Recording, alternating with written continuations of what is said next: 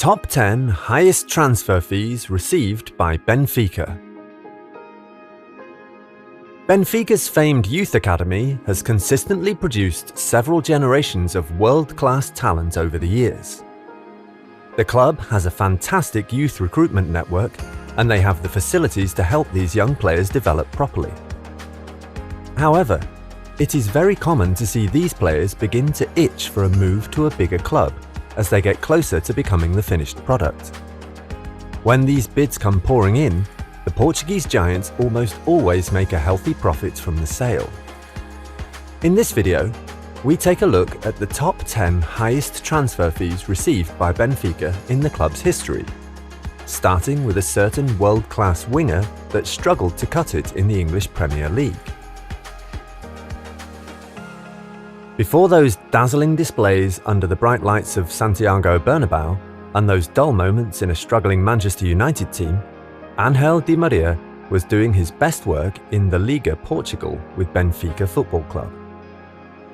Di Maria was scouted by Benfica while playing in the Argentine Primera division with Rosario Central, and they showed a lot of faith by paying €8 million for him with less than 10 senior goals under his belt.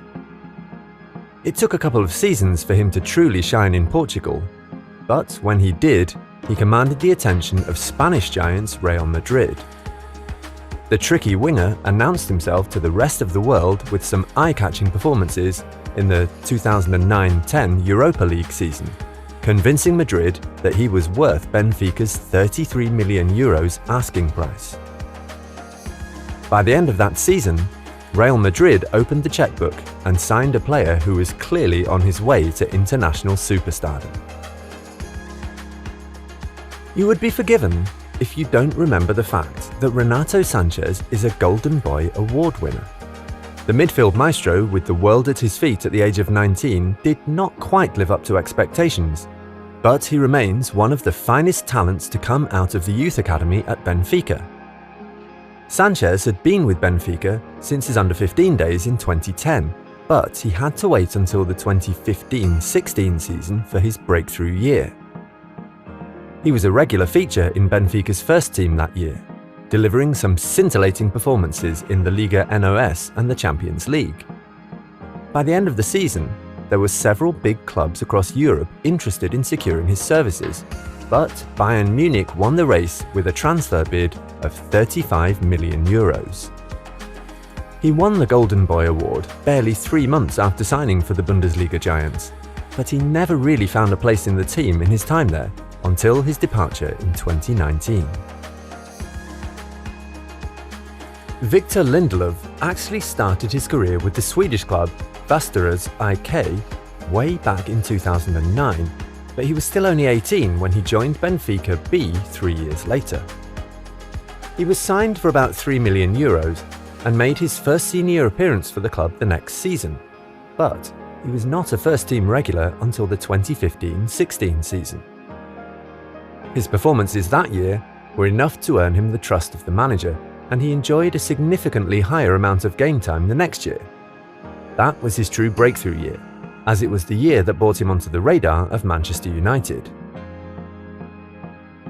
The club manager at the time, Jose Mourinho, made Lindelöf his second centre-back signing, and Manchester United paid a fee of €35 million to make that happen. He belongs to a long list of underwhelming transfers made by the club in the post-Fergie era, but Benfica will only care about the €32 million profit they made from the deal. In 2012, an 18-year-old Nelson Semedo joined Benfica B from Sintrense, a club in the lower divisions of Portuguese football. He was a free transfer intended to bolster the ranks of the second-team setup and possibly offer decent resale value in the future. By the age of 21, the right-back was playing for the senior team in the UEFA Champions League. He also had the odd cup appearance and made 12 appearances in the league. Fast forward to the next season, and Semedo had become an undisputed starter for the first team. He made 47 appearances across all competitions in the 2016-17 season, including 8 Champions League appearances as Benfica got knocked out by Dortmund in the round of 16. At the time, Barcelona had recently lost club legend Dani Alves to Juventus, and the club was still on the hunt for a new right-back. They paid €35.7 million to convince Benfica to sell, and the move was completed fairly quickly to secure a full fee profit for As Aguias. Unlike the other names discussed so far in this video, Raúl Jiménez already had a taste of what it was like to play for a top club before joining Benfica. The Mexican striker had left his home country for Atletico Madrid for a fee of €10.5 million in 2014, only a year before moving to Portugal for €22 million. Again, compared to the other names discussed so far, Benfica actually shelled out a decent amount of money to bring Jiménez in, despite his failure to secure a starting 11 place with Atletico. He never really got going at Benfica either, although he showed flashes of his ability here and there. By the end of the 2017-18 season, he was shipped off to the English Premier League on loan to Wolverhampton Wanderers for a loan fee of €3 million. The deal was made permanent for €38 million at the end of the loan period, so the profit for Benfica on his initial purchase from Atletico Madrid was only €16 million. However, a profit is a profit nonetheless, so they can't have been too displeased with the deal. In a deal similar to the ones completed for Ángel Di María and Victor Lindelof, Axel Witsel was bought into Portugal from his home country in 2011.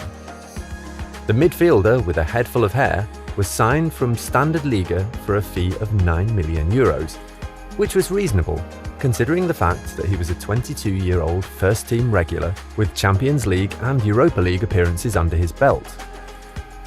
Such was Witsel's talent that he did not spend more than a single season with Benfica before new suitors came knocking. This time it was Zenit St. Petersburg, all the way from Russia, who wanted to add the player to their ranks. Zenit paid €40 million in a late move in the 2012 summer transfer window to secure the Belgian's signature, and he went on to play for the club until 2017. Not a bad deal for the Russians, but what an investment for Benfica. When Ederson comes up in conversation within football circles, one of the first things that comes to mind is the goalkeeper's immense ability on the ball. The man himself confessed that he started his career as an outfield player, so that explains the situation to some extent. There is also the small matter of the fact that he's Brazilian, and the Samba boys are known for excellent technique. In fact, it was from Sao Paulo's under-17 team that Benfica first signed Ederson for their own youth team way back in 2010. He left the club for a few years, before returning in 2015 for a meagre fee of €500,000, ready to make an impact on the first team. He was the preferred first-choice keeper in the 2016-17 season, and this was the point where Manchester City scouted and decided that they wanted him.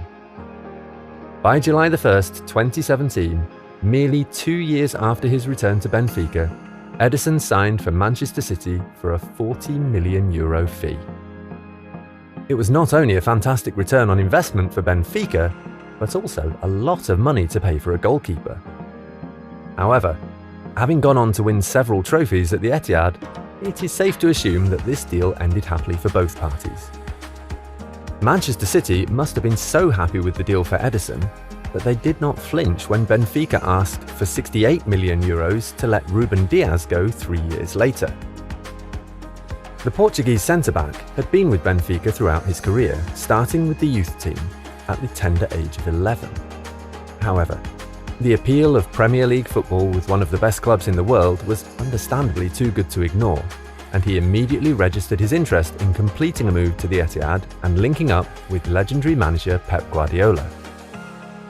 Considering the fact that he'd literally grown up with the club, Benfica's impact on Rúben Dias' development as a player must not be taken for granted. However, €68 million is not bad compensation by any standards. Following the sale of club legend Sadio Mane to Bayern Munich, and the less impactful sale of other attackers such as Takumi Minamino and Divock Origi, Liverpool was on the hunt for a new attacker to form a fresh combination up front. The club had raided Porto and signed their best player, Luis Diaz, in the 2021-22 winter transfer window, and they were so happy with the deal that they were back in Portugal for another one of the league's best players 6 months later. This time, it was Benfica's Darwin Núñez, a player who had joined the club from the Spanish side Almeria for a €34 million fee in 2020. Núñez had a decent debut season, but he completely exploded in the 2021-22 season with 35 goals across all competitions. Those goals included one each in both legs against Liverpool in the Champions League quarter-finals, and they definitely had something to do with Liverpool's decision to bring the Uruguayan to Anfield. The club paid €75 million to complete the move in the 2022-23 summer transfer window, handing Núñez's previous employers a €38 million profit on their 2-year investment. The transfer of João Felix from Benfica to Atletico Madrid on July 3, 2019 is by far the Portuguese club's biggest profit from a player sale. Felix joined Benfica's under-17 team from Padroense's youth setup in 2015. He was only 16 years old at the time, but he wouldn't have to wait too long for his senior debut. The debut arrived on August 18, 2018, in a 2-0 win against Boavista in the league. Felix was still 18 years old at the time, but he's never looked back since then. That 2018-19 season proved to be his breakthrough season in many ways. It was his first season in the first team with Benfica, but it would also be his last. Felix's impressive performances in the league, and most importantly the Champions League, alerted the rest of Europe to his ability.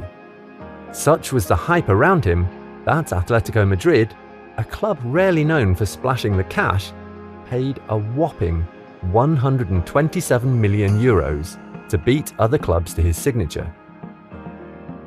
The move was completed on July 3, 2019, and João Felix, still a teenager, became one of the most expensive players in the history of football.